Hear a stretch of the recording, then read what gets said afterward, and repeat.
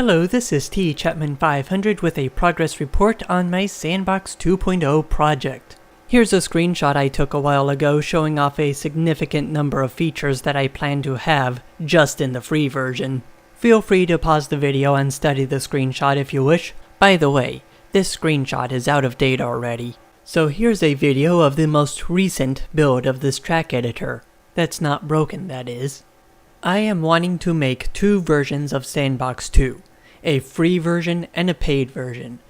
If you are looking for something that can do what the original Sandbox can do, but doesn't crash if you so much as sneeze at it, and if you don't care about not having any additional features, then the free version is for you. The free version will still come with some additional features just to make the process of building a racetrack a little bit easier. For example, you'll get auto-saving, undo and redo, and much better diagnostic tools to determine why a track isn't loading in the game.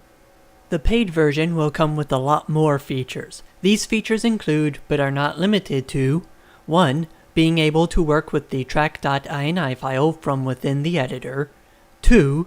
Being able to work with AI lines from within the editor, 3. Being able to work with cameras from within the editor, 4. Being able to extend the editor's capabilities through Lua scripts and or plugins. 5.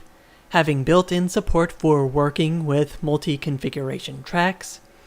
And 6. The track editor will be able to put all track configurations into their respective DAT files, then zip those files up for publishing. I'm currently working on re-implementing the object selection logic and the initialization logic for graphics rendering. The hope is that this reworked code will make it easier for me to implement the features that I need Sandbox 2 to have. I plan to post another video eventually once there's more to show.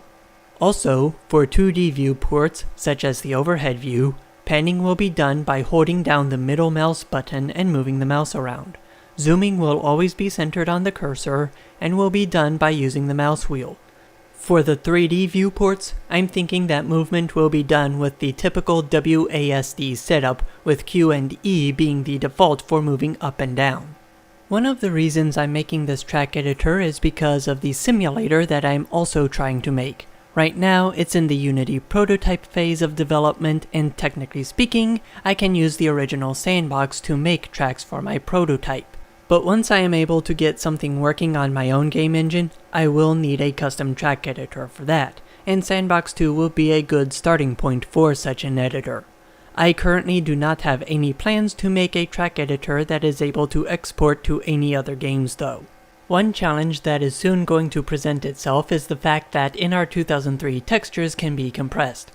And I'm not talking about DXT compression. The DXT compressed texture data can itself be compressed and has to be decompressed before being given to the GPU. And since I have no clue how to start, I will have to link to NR 2003's rts.dll file and find the function responsible for decompressing the texture data. This is easier said than done, by the way. I believe I can get by with implementing ways to modify segment geometry before I have to worry about reading compressed MIP and STP files though. By the way, I post relatively frequent progress updates on my Discord server, in the Sandbox 2 channel. Link is in the description. I believe that'll be it for this video. Hope you enjoyed. Don't forget to rate, comment, subscribe, and share, and I will see you in the next video. This is T Chapman 500 signing off.